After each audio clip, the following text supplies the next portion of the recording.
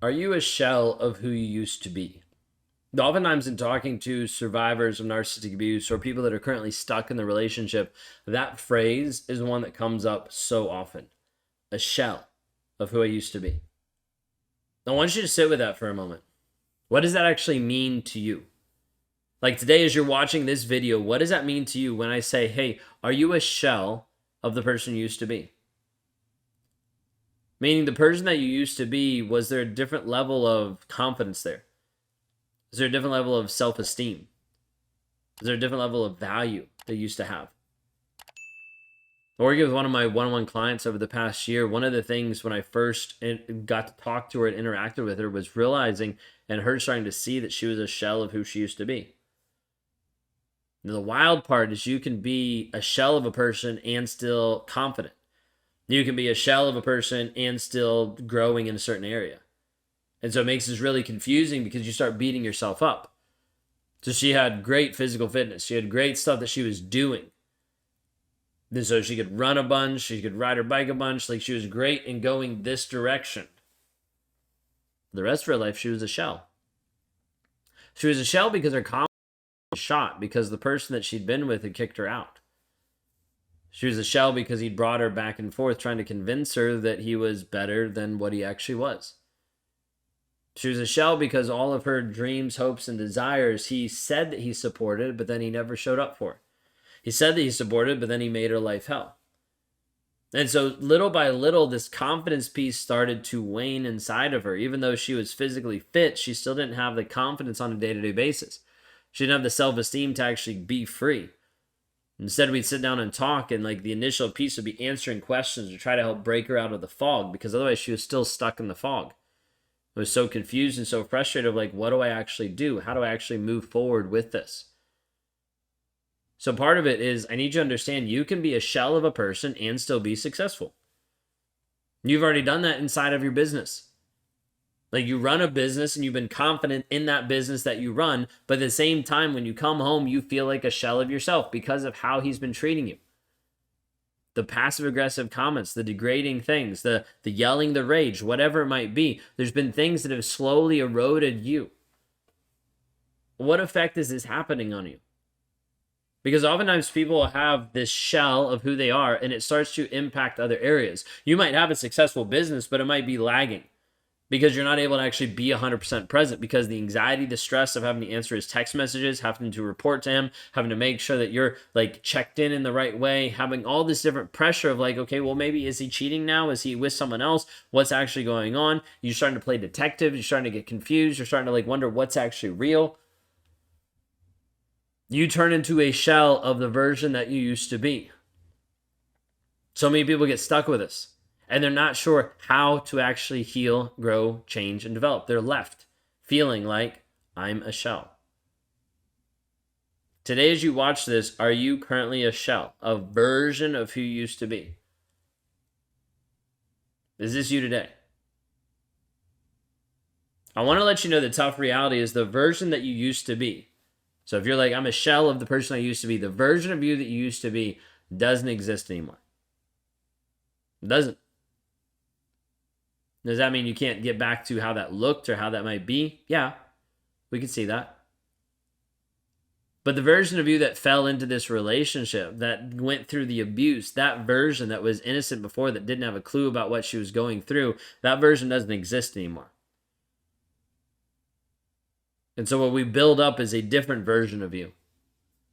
One that understands truth. One that can actually discern between facts and fiction.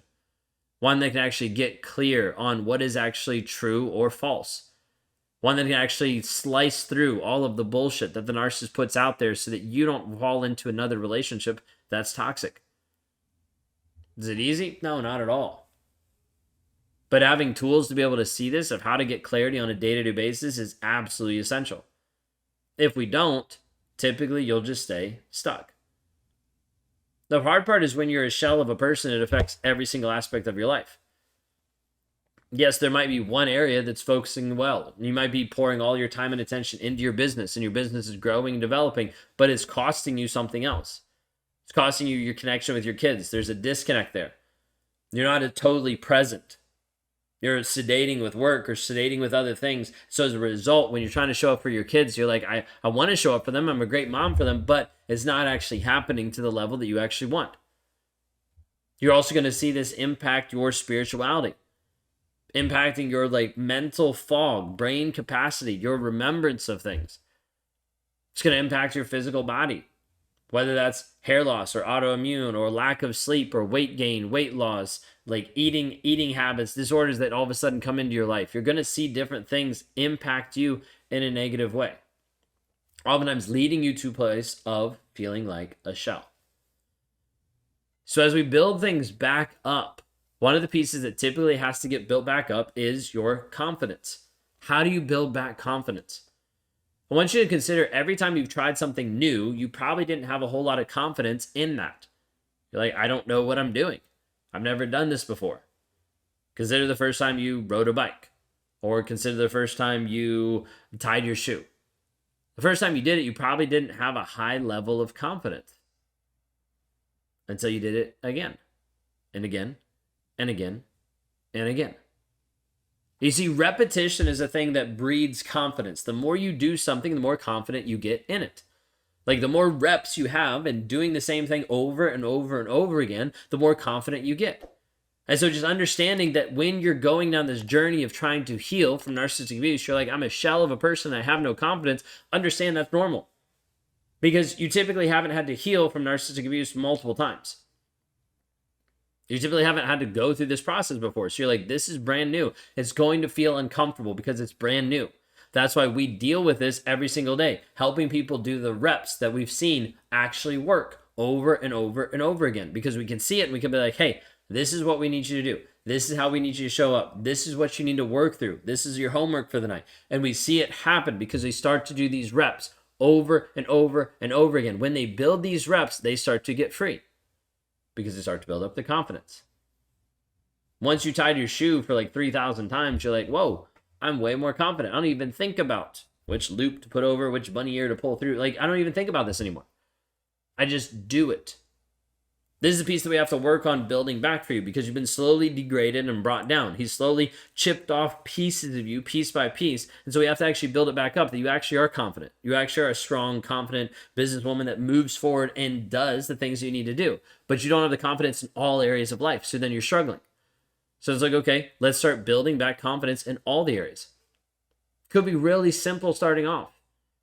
A lot of times the stuff we start off with people is very simple. And then as they run faster, we run faster, helping them in all different areas. Could be setting up a schedule. Do you know how many people going through narcissistic abuse typically don't have a schedule? They don't have time where they actually prioritize themselves. They don't have time that they actually know what they're doing. They're trying to move through life the same way they move through the relationship and just in survival mode. So just trying to figure it out as they go. And as a result, it produces more stress, more anxiety, more frustration. So sometimes it's simple as like, we're going to get you on a schedule. Consistent schedule so that you show up for you every single day. As you show up for you every single day, you start to build confidence in you that you're actually doing what you say you're going to do. It's huge. People are like, that's not that big. It's huge. When we see people do this over and over, it builds confidence way faster than anything else. Then we see people that are like, oh, well, let's get you into the gym. Let's start you on a workout routine. Let's start doing something. It's one of the most simple things that you can start controlling right out of the narcissistic relationship. What you eat and how you work out. Like, well, I wouldn't like, how does that actually heal? It sets you up for healing. It puts you in a place of power and confidence so you can actually heal even more. Because if you have a weak body, a lot of times it makes the healing process even harder, even slower, because you don't have confidence in how you're showing up. So we're having to deal with that too. There's so many different aspects that we have to work on building back up and helping you heal from. Those are just some of the first initial ways of like having a schedule and working out. Starting to look at what you actually put into your body, what you feed yourself, because all of that will produce brain fog, frustration, confusion. It'll lead you down a path that will say, hey, I don't have confidence. We're like, yeah, you don't, because you haven't been showing up for you. Showing up for you is this process of saying, I'm going to say this, and then I'm going to do this. I'm going to say I'm going to wake up at this time, and then I wake up at this time. I'm going to say I'm going to work out, and then I work out. This breeds confidence. The problem is the narcissist has broken you down so much that you think you can't do this, or you think that you're not able to do this. This is why you have to build back confidence into your life. Do you understand this? Narcissists will create and destroy that old version of you and create you into a shell of the person you used to be. Kind of like an exoskeleton of what you used to be, shriveled up and no longer living the way that you actually want to live. And the narcissist will do this because then you have to rely on him for your strength, for your validation, all this kind of stuff, versus like that actually comes from you. Just like closure doesn't come from him, closure comes from you. So I want you to understand, like, if you're stuck in this place where you're beating yourself up and you're a shell of a person, let's work together.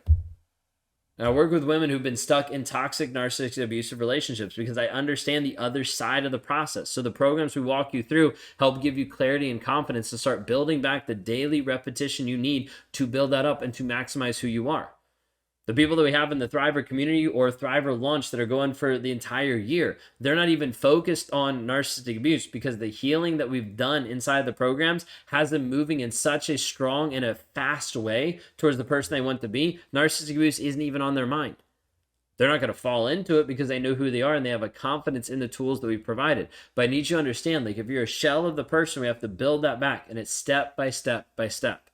If you want to know how I do this, you can go to rawmotivations.com/breakthrough today.